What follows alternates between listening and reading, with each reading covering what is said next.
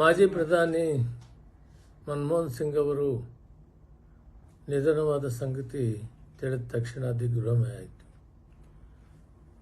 ನಾನು ಅವರ ಜೊತೆಯಲ್ಲಿ ಭಾರತ ಸರ್ಕಾರದಲ್ಲಿ ರಸ್ತೆ, ರೈಲ್ವೆ, MSMEಯಲ್ಲಿ ಸಚಿವನಾಗಿ 10 ವರ್ಷ ಕೆಲಸ ಮಾಡಿದೆ. ಅವರ ಮಾರ್ಗದರ್ಶನದಲ್ಲಿ ಅತ್ಯುತ್ತಮವಾದ ಸೇವೆ ಮಾಡುವ ಅವಕಾಶವನ್ನು ಸಿಕ್ಕಿತು.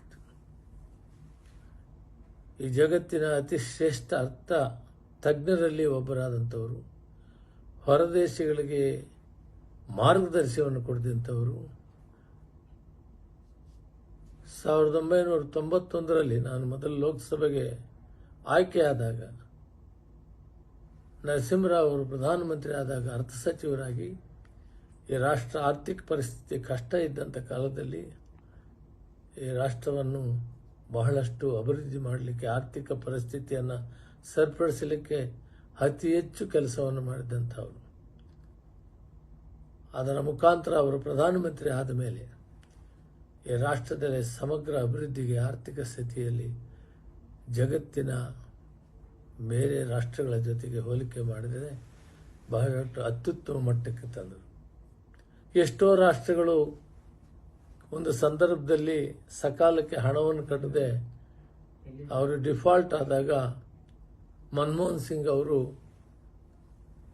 ವರ್ಲ್ಡ್ ಬ್ಯಾಂಕ್ಗೆ ತಗೊಂಡಿದ್ದ ಸಾಲವನ್ನು 3 ತಿಂಗಳು ಮೊದಲು ಕಟ್ಟಿ ಜಗತ್ತಿನಲ್ಲಿ ಭಾರತ ದೇಶಕ್ಕೆ ಒಂದು ಬಹುಮಾನವನ್ನು ತಂದಂಥ ಕೀರ್ತಿ ಮನಮೋಹನ್ ಸಿಂಗ್ ಅವರಿಗೆ ಸೇರಬೇಕು. ಇಂಥ ಒಬ್ಬ ಅರ್ಥ ತಜ್ಞರನ್ನು, ಪ್ರಧಾನಿಯನ್ನು ನಾವು ಕಳ್ಕೊಂಡಿದ್ದೇವೆ. ಅವರು ಈ ದೇಶಕ್ಕೆ ಕೊಟ್ಟ ಕೊಡುಗೆ, ಮಾರ್ಗದರ್ಶನ, ಅಭಿವೃದ್ಧಿ ನಮ್ಮೆಲ್ಲರಿಗೂ ದಾರಿದೀಪವಾಗಿದೆ. ಇಂಥ ಒಬ್ಬ ಮಹಾನ್ ಚೇತನವನ್ನು ಕಳೆದುಕೊಂಡ ಭಾರತ ದೇಶ ಇವತ್ತು ದುಃಖತಪ್ತವಾಗಿದೆ. ಅವರ ಆತ್ಮಕ್ಕೆ ಶಾಂತಿಯನ್ನು ಕೊಡ್ತೇನೆ. ಅವರ ಕುಟುಂಬ ಮತ್ತು ಅವರ ಅನುಯಾಯಿಗಳಿಗೆ ಈ ದುಃಖವನ್ನು ಭರಿಸುವ ಶಕ್ತಿ ಭಗವಂತ ಕೊಡಲಿ ಅಂತ ದೇವರನ್ನ ಪ್ರಾರ್ಥನೆ ಮಾಡ್ತೇನೆ. ನಿಮ್ಮ ಅವರ ಒಡನಾಟ ಹೇಗಿತ್ತು ಸರ್? ಅವರು ಪ್ರಧಾನಿಯಾಗಿದ್ದಾಗ ಎಲ್ಲ ಕೆಲಸಗಳು ಕೂಡ ನನಗೆ ಪ್ರೋತ್ಸಾಹ ಕೊಡ್ತಾ ಇದ್ರು. ಯಾವುದೇ ಒಂದು ಪ್ರಾಜೆಕ್ಟು ಇಂಥದ್ದು ಮಾಡಬೇಕು ಅಂದಾಗ ಒಳ್ಳೆಯದು ಮಾಡು ಅಂತ ಹೇಳ್ತಿದ್ರು, ಕರೆಕ್ಟ್ ಡೈರೆಕ್ಷನ್ಸ್ ಕೊಡ್ತಾ ಇದ್ರು, ಹೀಗೆ ಮಾಡಬೇಕು ಅಂತ ಹೇಳ್ತಿದ್ರು. ಕೆಲವು ಸಂದರ್ಭದಲ್ಲಿ ಅವರು ಕೆಲವು ಮುಖ್ಯಸ್ಥರನ್ನ, ಇಂಥವ್ರನ್ನ ಭೇಟಿಯಾಗಿ ಅದರ ಸಲಹೆಯನ್ನು ಪಡೆದು ಮಾಡುವಂತ ಹೇಳಿದಂಥ ಸಂದರ್ಭಗಳು ಇದೆ. ಎಷ್ಟಾದರೂ ಸೌಮ್ಯ ಸಭಾ, ಯಾವತ್ತೂ ಕೂಡ ಕೋಪ ಮಾಡಿಕೊಳ್ತಾ ಇರಲಿಲ್ಲ. ಏನಾದರೂ ಹೇಳಬೇಕಾದ್ರೆ ನಿಧಾನವಾಗಿ ಹೇಳ್ತಿದ್ರು, ಯೋಚನೆ ಮಾಡಿ ಅಂತ ಹೇಳ್ತಿದ್ರು.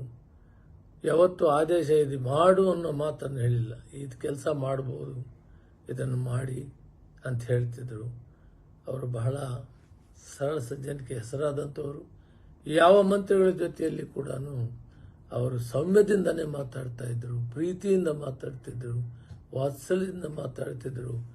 ಅವರ ಮಾತು, ಅವರ ಮಾರ್ಗದರ್ಶನ ನಮಗೆ ಅದೇ ಒಂದು ಆದೇಶವಂತ ಕೆಲಸ ಮಾಡ್ತಾ ಇದ್ವಿ. ಅತ್ಯುತ್ತಮವಾದಂಥ ಒಬ್ಬ ಅರ್ಥ ತಜ್ಞರನ್ನು, ಈ ದೇಶದ ಸರ್ವತೋಮುಖ ಅಭಿವೃದ್ಧಿಗೆ, ಆರ್ಥಿಕ ಪರಿಸ್ಥಿತಿಯನ್ನು ಜಗತ್ತಿನ ಬಲಿಷ್ಠ ರಾಷ್ಟ್ರಗಳ ಜೊತೆಗೆ ಕೊಂಡೊಯ್ದಂಥ ಮಹಾನ್ ಚೇತನವನ್ನು ಈ ದಿನ ನಾವು ಕಳೆದುಕೊಂಡಿದ್ದೀವಿ. ಈ ದೇಶ ದುಃಖ ತಪ್ತದಲ್ಲಿದೆ. ದೆಹಲಿಗೆ ಬೆಳಗಾವಿನಿಂದನೇ ನಾನು ಹೊರಡ್ತಾ ಇದ್ದೀನಿ. ಮಧ್ಯಾಹ್ನ ಅಷ್ಟೊತ್ತಿಗೆ ದೆಹಲಿಯನ್ನು ಮುಟ್ತೇನೆ.